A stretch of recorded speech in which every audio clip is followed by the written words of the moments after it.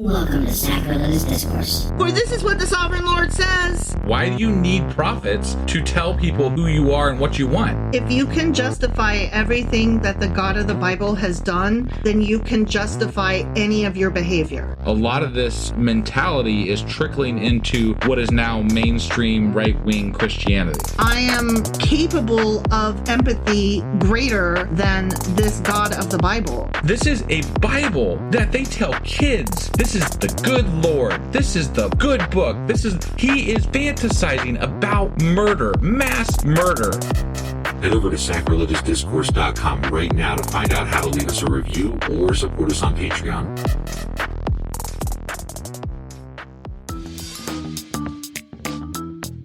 Hey there, sinners and saints. It's your favorite Bible-bashing duo from Sacrilegious Discourse, and we need your help. That's right, folks. We're raising funds for some heavenly equipment and a studio that doesn't sound like it's in the depths of hell. Our current setup, let's just say it's more apocalypse than audiophile. So if you want to hear us dissect the Bible without the background noise of demonic squirrels, chip in a few bucks. We're aiming for $5,000 to upgrade our audio and build a studio worthy of blasphemous banter. Donate today and help us spread the good word of atheism. You can find a link right on our homepage, sacrilegiousdiscourse.com. Every dollar counts. Even if it's from your collection plate. Husband! Wife! Do you know what we're doing today? We are doing Bible shit. That's your fancy way of saying that you don't know because you don't pay attention. I do pay attention when I'm listening to you read the things, and then I respond as you're reading the things. Okay. Beyond that, you generally prep before we do the podcast, and I don't know exactly what you prepped. Well... So I go into a blind every single time. We're continuing our timeline. Yes. Of the Old Testament to try and figure out what the fuck. Right. And I kind of figured that. Yeah. Right. So... that's where we're at. That's what we're doing. Okay. And we're probably going to get through Exodus today. Okay. All right. Sounds good. Did you have anything else to say before we get into this? There's two pseudepigraphas. Two pseudepigraphas. That I'm going to mention. That we're going to mention. And they are crazy as fuck. That tracks. All right. You ready to do this? Sure as fuck am. Let's do it. Okie dokie.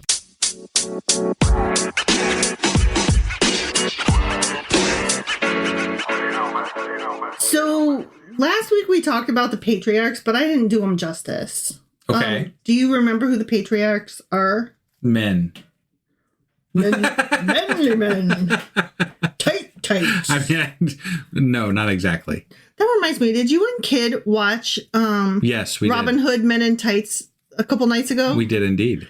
Because I heard the song. Yeah. But I was napping, so like I thought maybe I dreamed it, and I was like, "What an odd thing to dream." We watched Robin Hood Men in Tights. Okay, tights. Yeah, because it's a fantastic movie. It is. Yeah, it is. I'm glad that you and Kid bond. It was Kid's idea. Are you serious? Yeah, Kid wanted to watch it. So awesome. Yeah, you guys, we have the best kid in the world. Just so you know. Yeah. Oh my God, they're gonna be 21 soon. They are. That's crazy. This month. Yeah. Yeah. That's crazy. I can't with that. I'm turning 50 next month. Mm. I'm not okay with you said that like you went like, oh, hate that for you. Don't like that. Are you still gonna love me? I will. Yeah. Because you'll still be in your 40s. I will. Because you're a child. No. You'll still love me. If I was a child, I wouldn't have these pains in my knee. Yeah. But Yeah, and that would be gross. Are you sure you can still love a 50-year-old? Yes. Okay. All right. So, the patriarchs are Abraham, Isaac, Jacob, and Joseph. It's 4 generations. Okay. Okay. And that time period was from 2100 to 1800 BCE. Okay. Okay. Yeah. Abraham was the first patriarch, and he journeys from his home into the God-given land of Canaan. Now, let's be clear here. When he was journeying at first, he was Abram. He was. Not right. Abraham. I meant to add that, and then I forgot. Yeah. So I'm glad that you brought that to the table. Mm-hmm. Good on you. Yeah. So Abram's like wandering all around, and he's like, I'm going to go into Canaan, even though in a little bit my whole family's gonna move to fucking Egypt, and then they're gonna try to come back to Canaan, supposedly. But in Bible Canaan. Yeah, hypothetically. I don't think they ever left in the first place. I mean, there's a lot of theories about different things. Yeah. Honestly, who gives a fuck? Doesn't really matter. I don't. But I think it's pretty much been proven that regardless of whatever happened, the Canaanites and the Israelites were very close in... They were closely related. Yeah, yeah. So he dwells in Canaan as a sojourner, which I love that word. Do you know what a sojourner is? A journeyer, somebody who's sojourning. He sojourns. They sojourn all over the fucking place. He always be sojourning. Yeah. Yeah. And his son Isaac and grandson Jacob also did that. They were also sojourners. Right. Okay. Yeah.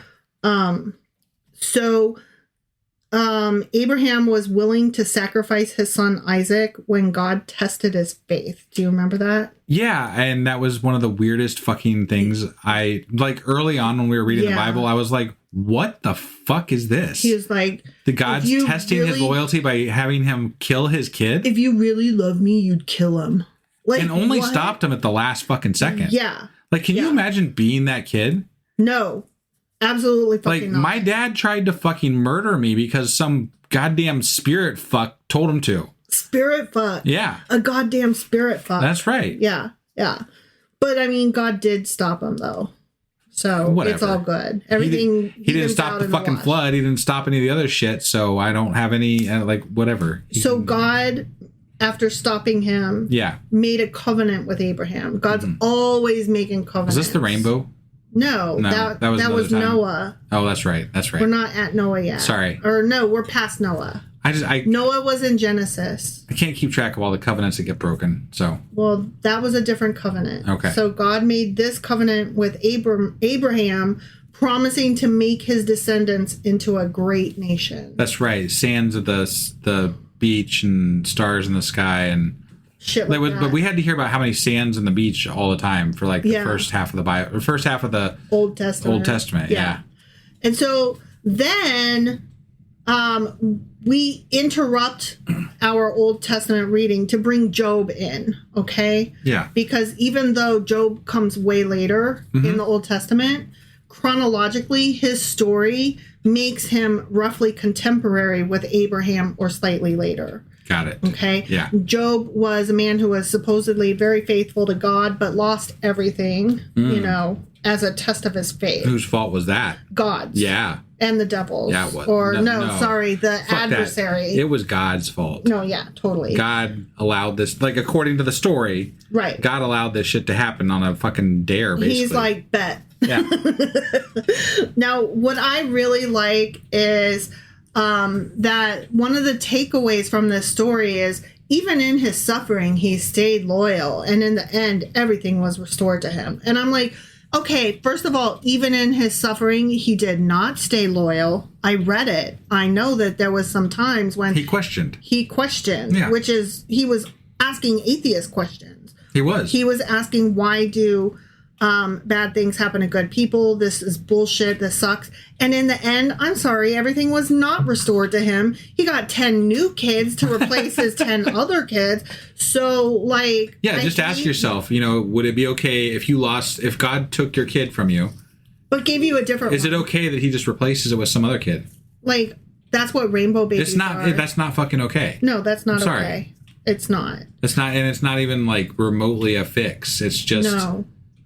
It might help with some of the healing, but it doesn't make you not have lost 10 children. And also, I have to say this too. When God says that He gave him 10 new children, there was a woman that had to birth those children, right? Exactly. And that's not exactly giving. There was sex involved, and there was childbirth involved. And she got pregnant. Right. Yay! Yeah. That worked out well for you. Yeah, and 10 times even. Her vagina. God. Listen, I only had 2 kids and they were 11 years apart, and that I can't imagine having 10 or 20 kids every other year. I knew somebody I worked with that they were child 13. Oh my God. Yeah. That's crazy. Yeah. More power to those women that do that. I don't understand it. You have a choice not to and you wanted to. Why? that shit that hurts. And also, like, your life is tied up, like, for the rest of eternity. Your child is, like, you're a mom for 500 years. No peace for you. No, my brother had kids much later than we had, like, than our kids are going to take us, basically, right? Yeah. Like, we're already done. And my brother's going to be having kids until I did the math. It's got, like, he's going to be in his late 60s or something. And I'm like, you're basically dead, not really. Oh my God, rude. Like, all of our parents are in their 70s, and you're like, once you're 60, you're dead. Like, what the hell, No, dude? it's the same thing. It's the same thing from our perspective now, as we would have said, like, a 30-year-old is dead when they're 8. An 18-year-old would say that about a 30-year-old. Sure. Your life's over, like, it's done. Well, like, our youngest is about to turn 21. Our oldest is 35-ish. Like, he's in his 30s. Yeah. Now your brother, his oldest is what, like 10? Yeah. And the youngest is 2. Right. So yeah, that's so he's still got 16 years before. And your brother is your age. Right. And you're no youngin, like, we're all in our late 40s. Like, we're approaching our 50s. Yeah. Literally, I'm about to turn 50. Yeah. I could not imagine if I'm about to turn 50 and I have a 2-year-old. No. Like, I'm too exhausted. Like, everything hurts getting out of bed right now. Like, I am feeling my age. I cannot imagine chasing a 2-year-old around. Right. Absolutely not. So anyway, Job has all these kids or whatever, and his friends keep coming to comfort him after he lost, like, everything. That's what you call comfort? Because I kind of remember them being assholes. But they ended up arguing that his suffering must be punishment for sin. Yeah. So they were like, come on, what'd you do? Like, did you murder somebody? Did you cheat on your wife? Like, obviously you brought this on yourself. Right. That's the only way bad things happen, is you deserve it, which, stop being brown, stop being... But that's honestly that's the take Christian that a lot mentality. of people... Yeah, that's the take a lot of Christians have. They're like, well, if you were on Snap, maybe you should get a fucking job. And I'm like, really? Do you want to go tell the kid that's on Snap that? Because that's who's on Snap. Right. Do you want to go tell the person in the wheelchair that? Because that's who's on... Do you want to go tell everybody in the military that? Because literally, they qualify for Snap. Because the military doesn't pay shit. Right. You cannot live on military pay. Yeah. And this I know from having grown up military and then having served myself. Yeah. So...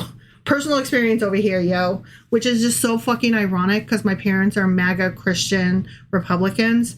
And so they know this, having lived it themselves. My dad is retired Air Force. Mm-hmm. He knows that you cannot support a family on that income. Sure. And but these categorizations of as to what the people do with these benefits are not pointed towards them, obviously. But lobsters. It's the evil people that take advantage of it all, and there's so many of them. Don't you know there's so many of them? There's so many of them that all the people who legit qualify, they should just die. And generally, I see that there's so many of them based on like one person that they point out. They always show the same picture of the lobster. They're eating caviar and lobster with my tax dollars.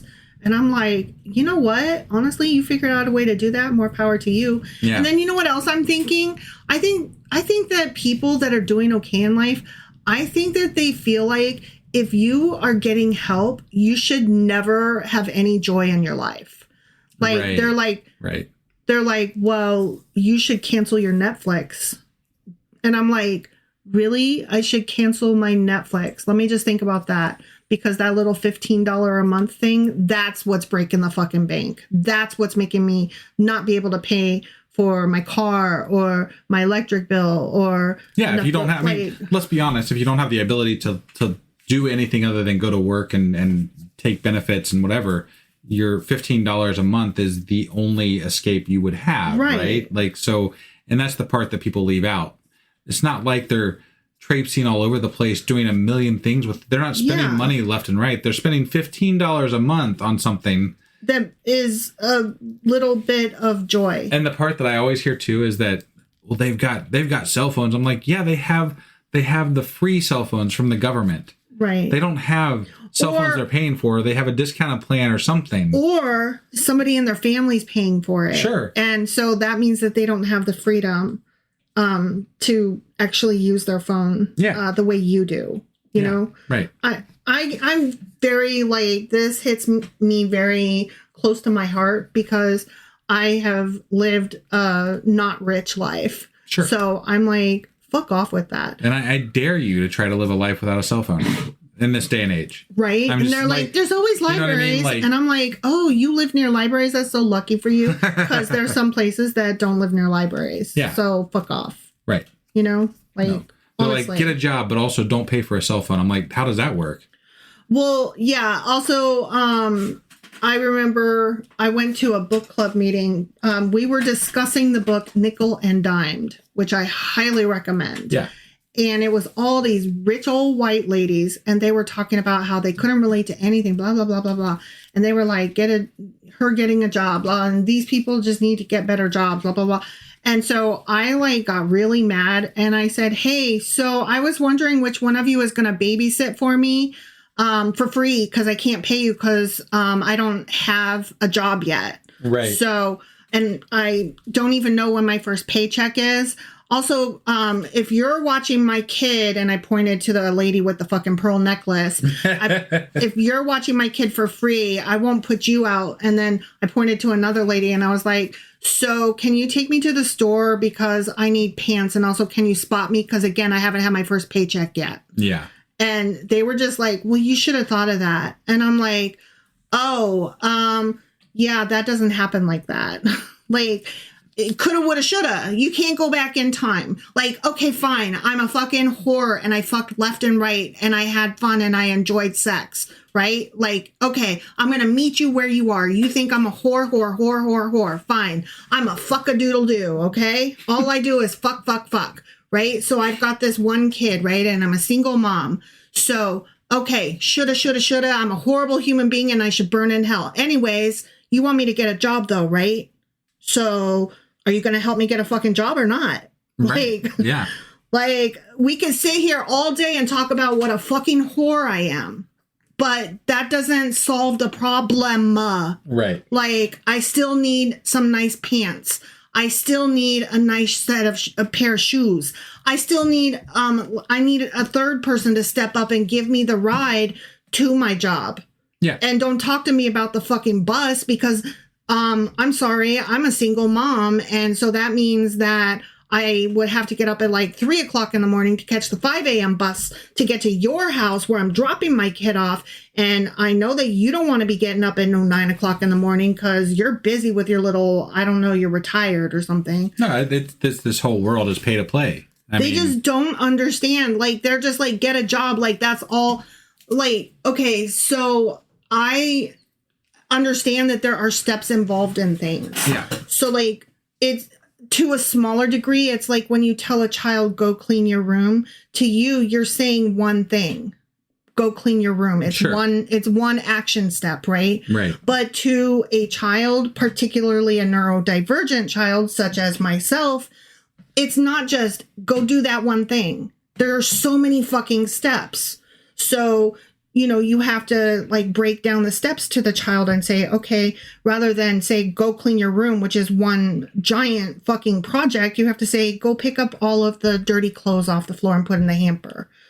That's only one task, right? Now you have to say, okay, go pick up all the Legos. No, don't worry about the other toys. We're just doing the Legos. Mm-hmm. Okay, now go pick up all of the stuffed animals and decide which ones go on your bed at night. Like, there's so many fucking steps and they don't understand. All they see is go get a job, go clean your room. Like, it's just one thing. God, I fucking hate people. Like, obviously I have lived this, so like I'm a little bit heated over it. Yeah. Both of those examples, you know, the neurodivergent not being able to understand and needing a project broken down into smaller steps so that I can understand what the fuck you're talking about. And then also being on the other end of it and being like, you do realize that go get a job is not just like a one step thing, right? Like, there's many steps prior to it. Like, oh, okay. Anyways. But fucking Job, right? So anyway, God eventually speaks to Job from a whirlwind, reminding him of the limits of human understanding. Basically, he's like, bro, it be what it be. Right. And he shows them that some things are just beyond human control. You just gotta, give it to God. It's not all, it's not Jesus take the wheel. Right. Yeah. It's not yours to understand. I'd say based on our current circumstances in this world, he's not a very good driver. I think he's driving just fine. He's about to drive us off a fucking cliff. And, tell me humanity doesn't deserve that a little bit, maybe. And I'm such a pessimist. You are. I'm just like, we done fucked this world up. We're a cockroach on the planet. I tend to be a little bit more optimistic than you. You do. I'm not saying that we haven't fucked things up royally, but I don't think we're beyond. You're not asking Jesus to drive the bus off of the cliff. No. Haven't reached that point Whereas yet. I'm like, yeah, that tracks. Go ahead. I'm not saying I want him to. I'm just like, well, yeah, you're driving that direction. I'm near the cliff going, hey, could we maybe edge back towards the not cliff? That'd be awesome. Yeah. Anyways, fuck Job. So Job lived at the same time as Abraham, right? It was like the exact same time. Around either like the same time or like slightly after. Got it. So, all right. Yeah, both of them are like around the same time period. Got it. Okay, so then, Abraham had his son Isaac, that he almost killed. Yeah. Right. So Isaac was born to Sarah in their old age. Or Sarai. Whose name was changed to Sarah. Right. In their old age. Yeah. Because Sarah was like, boo hoo hoo, I can't have a child. And then God was like, all right, I'll let you have one eventually someday. And she was like, no, that's not true. Like, I'm old. My badge be so dry. And he was like, no, for reals. And then she was like, well, goddamn, I didn't see that coming. Yeah. And so she was like, your brother having kids in old age. Just kidding. Anyway, so Isaac continues the covenant line because he squeaked by. He didn't get killed by his father. Sure. So we got a squeaker. Right. He married Rebecca. Okay. Yeah. And Rebecca. Wait, didn't he marry two women, or am I thinking of somebody else? You're thinking of somebody else. Oh, I'm thinking that's right. Yeah. No, I am. Sorry. So Isaac married Rebecca, and they had two sons, Esau and Jacob, who were fighting even before they were born. Yeah. And that's where we get the phrase, Jacob have I loved. Got it. It was Jacob that married two women. Jacob married so many women. Well, I meant. Yeah. I think. Jacob had his maid, and then he had his wife and her maid. And so he had lots of children, if I'm not mistaken. Right. I don't know. He had 12 kids. Got it. Yeah, because he basically made Israel. Yeah, he is Israel. He is Israel. Yeah. Yeah. So he had a vision of a ladder reaching to heaven. That's where we get the term Jacob's ladder. Oh, okay. Yeah. All right. Which symbolizes God's connection to his descendants. Got it. Okay. And later on then, like I said, he was renamed Israel. Right. And his sons are the tribes of Egypt. And just to restate this, because we did cover this back when we were doing the Old Testament, but a lot of these stories in the Old Testament are not actual people. They're stories about tribes of people. Yeah. Essentially. Yeah. Yes, that is correct. Right. So then we get this pseudepigrapha. Okay. All right. And it is called The Testaments of the 12 Patriarchs. Okay. It's the dying commands of the 12 sons of Jacob. Okay. Okay. Yeah. It's supposedly the final words of Jacob's 12 sons. So these belong right after Genesis 49, chapter 49. Okay. Was Dan one of his sons? Because he had all the tribes, didn't he? Oh, maybe he did. Yeah. Yeah. I really want to know what Dan's dying words were. I don't know. We'll have to find out. We'll have to get on that. So it's going to be right after Genesis chapter 49, near the very end of Genesis, and right before they move into the book of Exodus. Yeah. Okay. Okay. It was probably written around the 2nd century BCE. Okay. around the time all of them were written, it yeah. seems. All of the pseudepigraphas, that is. Right. And it blends Jewish ethics, wisdom, and apocalyptic ideas. Okay. Okay. And this particular work is a series of 12 short books, each one presented as the final words or testament of one of Jacob's 12 sons, who, as we said, are the founders of Israel's 12 tribes. Got it. Each testament usually includes a personal confession or story about that son's life, like sins, lessons learned, experiences with Joseph, that kind of thing. Okay. Okay. All right. So I would like to hear about that. Like, Yeah. what was your thoughts about Joseph and why were you such a dick to him? Right. Throwing him down the well and stuff, selling him into slavery. Moral teachings and warnings to their descendants is another thing that these stories usually contain. Yeah. And I'm like, you tried to kill your fucking brother and sold him into slavery. You got nothing to teach me about morals, my good sir. Yeah. You know, that's my opinion. Don't be warning me. You keep your warnings to yourself. You worry about your own. You know, row your own boat. Mm-hmm. Don't worry about me. Right. They also include prophecies about the future of their particular tribe and the coming of a messianic figure. Right. Love the messianic figures. They were all about that in those pseudepigrapha that they wrote 200 years, whatever, in that time frame. Yeah, yeah. So Speaking of y'all try to kill your brother. yeah. So let's talk about Father Abraham had many sons. Many sons had Father Abraham. Mm-hmm. You know? Yeah. One of them was Joseph. One of them was. Yeah. Yeah. He was the one that was sold into slavery. He was. Yeah. By his brothers. Yes. But he rises to power in Egypt and he saves his family from famine. Wait, it wasn't by his brothers. There wasn't it a brother that did it after they thought they left him for dead? No, it was a couple of them. Okay. Well, still, it wasn't all of them. No. Some of them didn't even know they had done that. Yeah, that's true. He was known for interpreting dreams, which helped him gain Pharaoh's favor in Egypt. But also, Potiphar's wife, like, totally wanted to fuck him. And he was like, no, thank you. And she was like, uh-oh. And then she screamed rape. And that's how we get boys today that are doing that. Like, they think that, I'm sorry, I misphrased that. Boys today think that all girls, like, okay, let me rewind. Like, okay, during the Me Too movement, we were like, believe women, believe girls, right? Mm-hmm. And then men came out of the woodworks everywhere and were like, but what if they're all lying?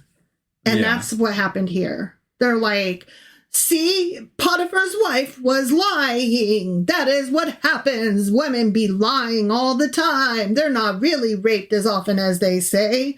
Women always be fucking lying. Those bitches. Women do be bitches. So it's okay that people said that during the Me Too movement because it's in the Bible. Yeah. Okay. All right. Because as long as the Bible makes it okay, women it's always gotta be be lying. Okay, right? Women always be whores and women always be lying. You know? I mean, yeah. You know how they be. That's what the Bible says. That's what the Bible says. So, anyway, through Joseph, the children of Israel descend into Egypt. So they've come out of Canaan because they're starving, right? There's drought. They're starving. Yeah. So first they went into Egypt, right? With Abraham, the sojourner, took them over. Not Abraham. Fucking, what's that? The dad's name. The big dad. Abraham. Yeah. Yeah. Abraham took them into Canaan, right? And then all the way down to Joseph. It was Jacob. Now they're like going into Egypt. It was Jacob. Whatever. I get all them guys. No, the original guy was Abraham. Okay. Yeah, because Abraham took Sarah to Egypt and Sarah almost got raped when they were in Egypt, and then something along those lines. You're confusing all of your people. Listen, it started with Abraham, and then his son Isaac, and then his son Jacob. Okay? Yeah. Abraham was the sojourner. He was the original patriarch. Mm-hmm. And he went into Canaan. Okay. Okay. Now, he and his son Isaac and Jacob, they all traveled around Canaan. Okay. But then they got hungry and shit. And Jacob's son Joseph was sold into slavery to Egypt. From Canaan to Egypt. Okay. Okay. And so in Egypt, then, now they're like, oh no, we've got to leave Egypt and go back to Canaan. That's why the whole thing is funny. Got it. But I think Abraham did have his wife almost raped by Egypt at one point. Well, he was a sojourner that went to Canaan. So that happened. Okay. Okay. Literally, I just read you that. That happened. Okay. Okay. Who? Abraham. Yeah. He did what? Again, he went, he said he went to Canaan. Yes. Okay. Yeah, I think he also went to Egypt, is what I'm saying. Okay. I could be wrong. I'm gonna not but argue I'm pretty with you. sure that's right. Okay, I'm done with you. I'm done with you because you're always like mixing up names and stuff. I don't think I am this time. Okay, you never think you are this time. I know. All I know is that Abraham did go to Egypt. Okay, well, at any rate, they were all in and out of fucking Canaan and traveling the fuck around, and then they were like, but we're starving, let us into Egypt. I don't know. They're all in and out of fucking Egypt, but also in and out of fucking Canaan. So then they all went back to Egypt, or they went to Egypt because they were starving. And Joseph, the youngest brother that was sold into slavery, yes, he was Pharaoh's friend. And so he was like, I planned ahead for us because I interpret dreams. So Egypt is doing great. Come on over. It'll be great. And we'll all have dinner together. Yeah. And so that was awesome for everybody. Everybody was happy. Right. Okay. In Egypt. Okay. Yes. All right. So then they made up. Joseph forgave them. Okay. Right. Yeah. So it goes Abraham, Isaac, Jacob, and Joseph. Okay. Sure. And then that's 4 generations of the same family. And the book of Genesis ends with Israel in Egypt, ready for the coming of Moses and the Exodus. Okay? Got it. So then Exodus picks up like 400 or 430 years later. Okay.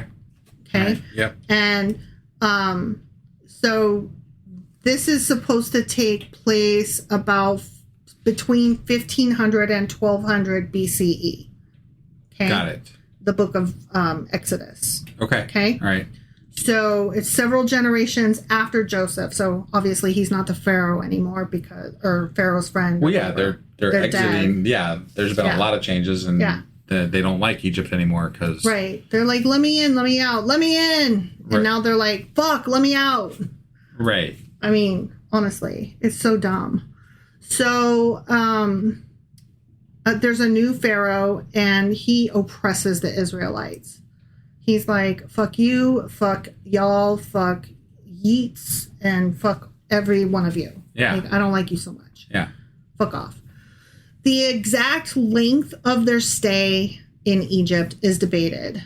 Exodus chapter 12, verse 40 says it was like 430 years. Okay. Genesis chapter 15, verse 13 suggests 400 years. So somewhere between 400 and 430 years. I feel like that's quibbling. That's quibbling. Like, right. That's splitting hairs. I wouldn't even call that a contradiction, really. No. Just like when you get to 400 years, who's counting decades, you know?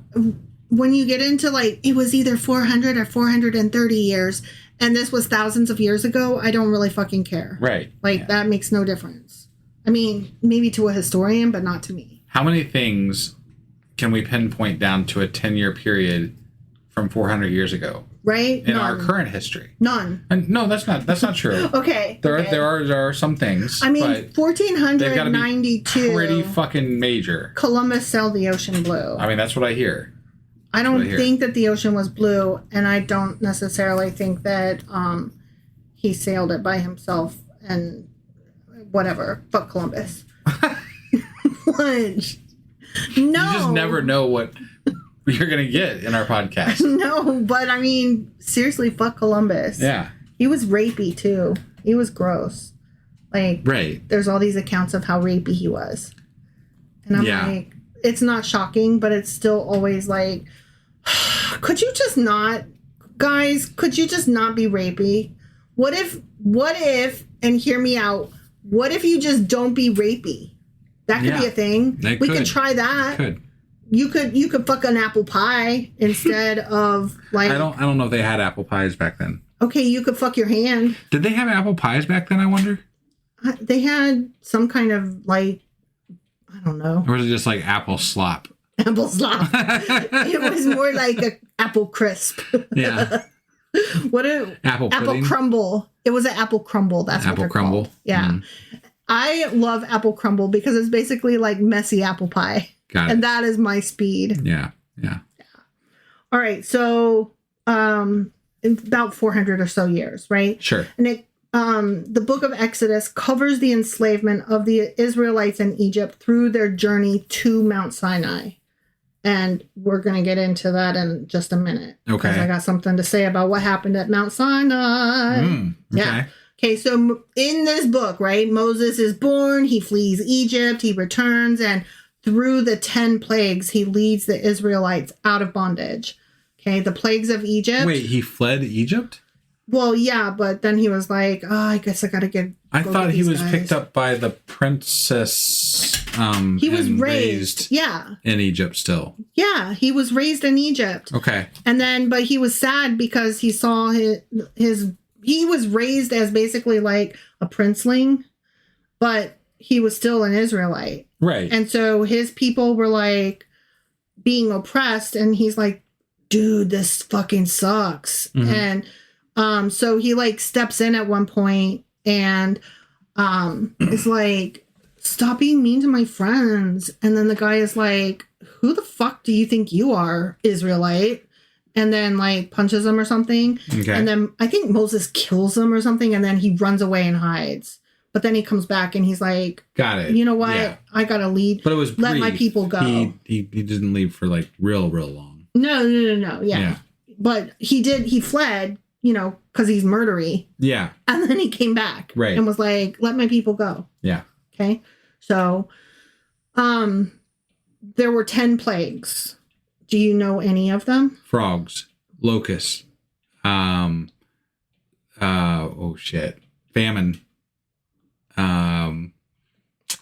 plague. Did I say plague? You said frogs. Okay, plague. I'm not even counting anymore. I'm running out of ideas here. Okay, listen. The Nile became a river of blood. Okay. Okay. Yeah. There were several infestations. There was frogs, gnats, beastly flies. I feel like gnats is just kind of like a, it wasn't like gnats like what you're thinking. And it might have been ticks or fleas. And then the beastly flies. It might not have happened at all. No. Right. But like meeting them where they are, pretending that this is real or what the fuck ever. It wasn't just like little fruit flies. Okay. All right. It was like. Well, then they shouldn't call them gnats. They should call them something ticks or fruit, or they should call them ticks or flies. It's a language translation issue. But if you're gonna call them flies, you should call them like black flies or something. Okay, listen. Those things when they bite you, they fucking hurt. Yes, that was the beastly flies, which are separate from the gnats. Oh, there's flies and gnats. Yes. Okay. Okay. There was pestilence. Okay. There was boils. There was thunderstorm and hail. There was a locust swarm. There was 3 days of total darkness. And then finally, do you know what the final one was? It's the biggie. It's the one that is like snakes on a plane. No. Fuck. It's the one that they still celebrate to this day. Passover. Yes. You had to read the Discord though. No, I knew that one. Oh, you did? Okay. Yeah. Good on you. Yeah. Yeah. The death of every Egyptian's firstborn. And we did something where we were looking into it because we were like, that's a grotesque thing to celebrate. And it turns out that a lot of modern day Jewish tradition agrees with that sentiment. And it's like, Right. yeah, that's kind of gross, actually. Let's not. Yeah. And so they celebrate it not as a celebration so much as a honoring and a sorrow, a mourning, and also a gratitude. Sure. So I appreciate that. Yeah. All right. So the departure of the Israelites from Egypt, right? Then they cross the Red Sea, because of course they do, with Moses's red stick dick, his magic. Yeah, the olive branch thing. The almond branch. That's Yeah. right. That's right. Yeah. Almond joy branch. Yeah. I called it a stick dick because that's just fun. It's his magic stick. You got to take a ride on my disco stick. Right. Yeah. Then we get the revelations at Mount Sinai and the giving of the 10 Commandments and the covenant, again with the covenant, right? Yeah. And then we get the instructions for the tabernacle, all the measurements. Right. It's so fucking boring. Because God loves, he loves maths. building tents and stuff. He's real into geometry. Yeah. But temples. physics, no. Geometry, yes. Physics, no. Right. Yeah. Clear direction, no. Right. The Israelite wanderings in the wilderness, and then we get right up to the borders of Canaan. It's really funny to me. God actually gives really clear direction on how to build the tabernacle and how to not eat shellfish and things and He's like so all clear. these things. He's very clear about certain things, but really fucking vague about the rest of it. Yeah. And like, you might die if you don't do certain things, but you just gotta love me correctly, and I'm not gonna tell you what that means exactly. But build this to my exact specifications. This angel with exactly this length of wings, and this is how many golden pomegranates. Right. And if you have not enough, or if you pick up sticks on the wrong day, yeah, you're fucked. You're fucked. Yeah. I will smite the fuck out of you. Yeah, definitely. Yeah. All right. So, we were talking about that book of Exodus, right? And it ends with the Israelite wanderings in the wilderness, and they get right up to the borders of Canaan. And that's how the book ends. Right. Okay. Yeah. So we need to rewind just a little bit. Okay. Okay. The book of fucking Jubilees. Jubilees. This book is wild. Okay. Yeah. It's a pseudepigrapha. Okay. Shock. Yeah. Okay. Let me I've tell you. heard of it before, though, I feel like. Well, you've heard of Jubilees. Okay. You know what a Jubilee is. Well, yeah, but I feel like I've heard of this book before. Yeah, probably. Okay. But I've never seen it or read about it or read a passage from it or anything. Right. So the Book of Jubilees, quote, presents a history of the division of the days, of the law, and of the testimony, of the events of the years, of those years' weeks, of their jubilees throughout all the years of the world, as the Lord spoke to Moses on Mount Sinai when he went up to receive the tables of the law and of the commandment, as revealed to Moses in addition to the Torah by angels while he was on Mount Sinai for 40 days and 40 nights. Wait, they presented the Torah up there also? That was all one sentence. Yeah, well, I didn't follow much of it. It's just That's a long fucking sentence. Yeah. So we're gonna break that down. Okay. What the fuck was all that? Yeah. Okay, listen. It was written sometime between the 2nd century BCE and 1st century BCE. The Jubilee book. Yeah. Yeah. When all the other ones were written. Right. Yeah. And it basically retells Genesis and the early chapters of Exodus, but with extra details, explanations, and a more structured timeline that is framed as a revelation to Moses by angels on Mount Sinai during the 40 days he spent there. Wow. So it's supposed to take place during this 40-day period, and they are telling him about all the shit that went down in Genesis, like the creation and all that. Huh. It's a framing device. They got really into this whole the side stories in this time frame. They were like, let's retell what happened. Yeah. Let's get more specific. Yeah. No, I'm digging this. Like, it's, right? I like it because just imagine how much more exciting the Bible could be if someone took some of this stuff instead of the stuff that we have now and we had like, you know, babies popping out of vag and running with blades of grass, Picking grass. and, you know, just like shit, you know, like you could make it a lot more fun. It could be a lot more, it could be a lot snappier, you know, like I feel like there's a lot of material here that the Bible could be better. Yeah. You know, like as far as a book is concerned, right? Yeah. Like you take something from here, put that there. You need a better editor, I would say. Yeah. But I bet if you took all the pseudepigrapha and the Apocrypha and the Bible, the Torah, all the stuff, and you got a great editor, I wonder what you could come up with. They need some Netflix execs in there. I'm just saying, like, I think there's a better story in there, you know? There is a better story. That is for certain and for sure. Right. Yeah. So while Moses is up on the fucking mountain, and remember we said that he was running up and down the mountain in those sneakers? Yeah. Yeah, that was fun. I remember that. Yeah. So while he's up there on that mountain receiving the Torah, right? Yeah. The angels supposedly also tell him the true chronological history, quote, quote, end quote, of the world. Okay. Okay. And they tell him this, dividing the time into jubilees or 49-year periods. Because, you know, a jubilee is 7 years, right? Yeah. 7 times 7, 49. Got right? it. Yeah. So that's how the time period in the book is split up. Okay. Mm-hmm. So it goes all the way from creation in Genesis chapter 1, all the way to Moses receiving the law, Exodus chapter 20. In 49-year chunks. In 49-year chunks. Okay. And it retells stories like Adam and Eve, Cain and Abel, and Noah. And then it retells stories involving Abraham, Isaac, Jacob, and Joseph. And it talks about the descent into Egypt and the early life of Moses. But it adds a ton of new details. Okay. Okay. All right. For example, it reorders and clarifies dates for when events, quote unquote, actually happened. Okay. I'm like, what?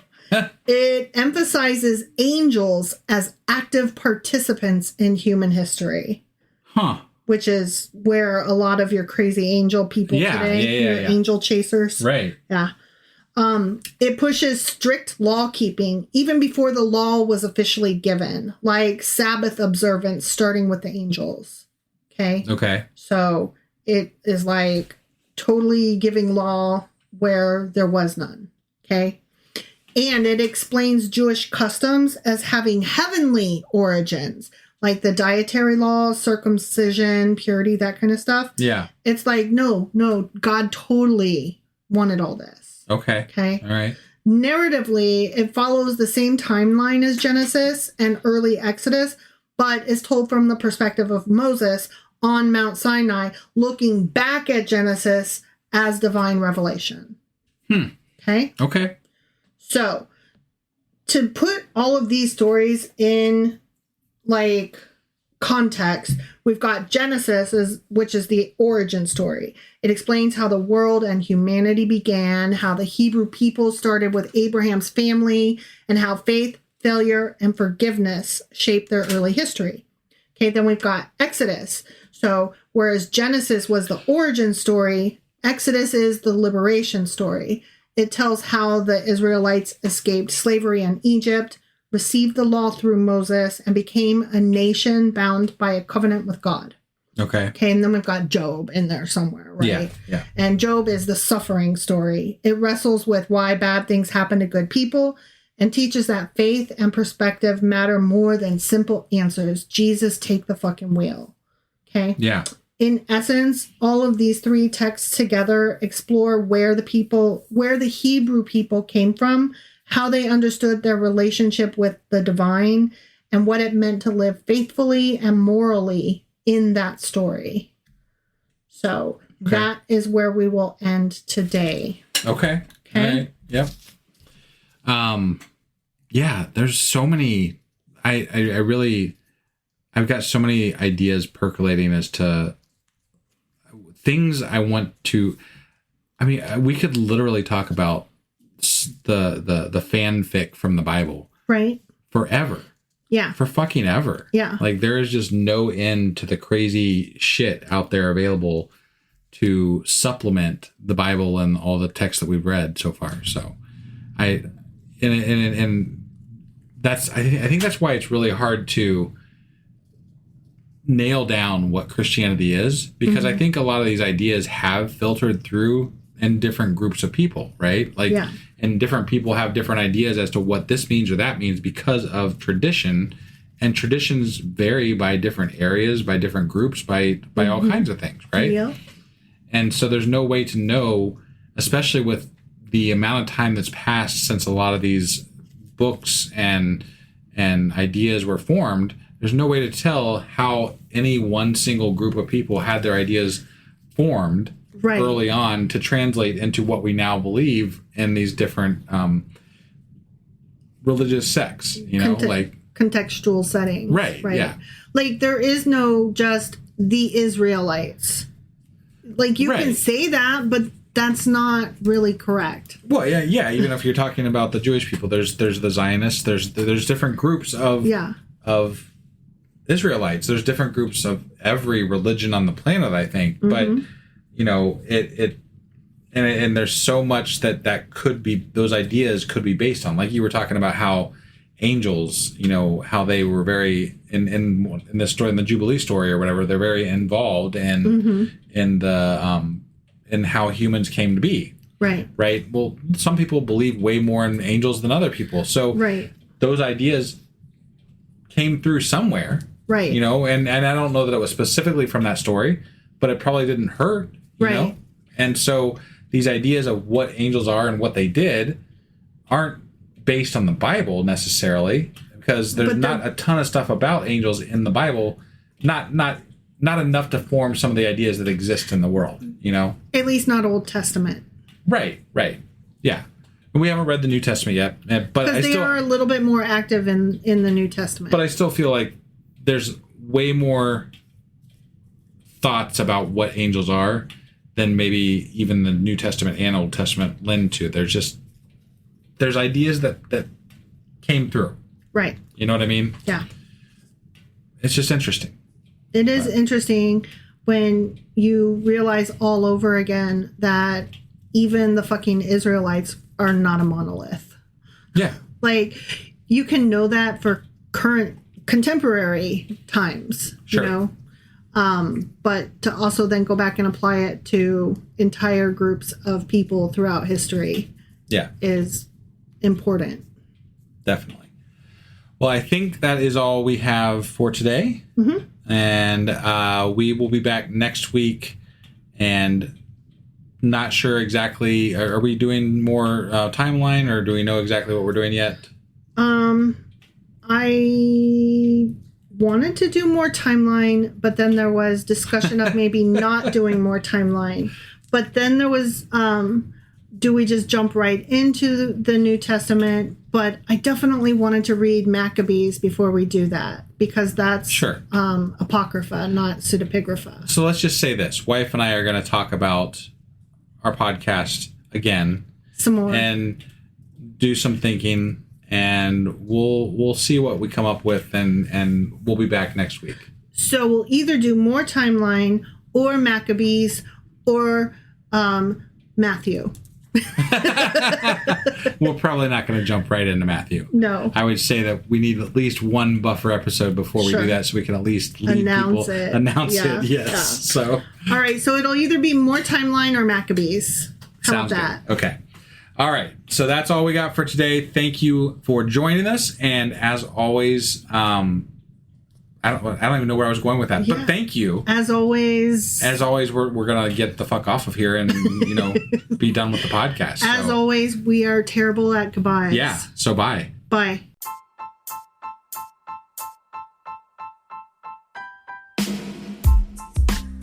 Hey, wife. I guess that's the end.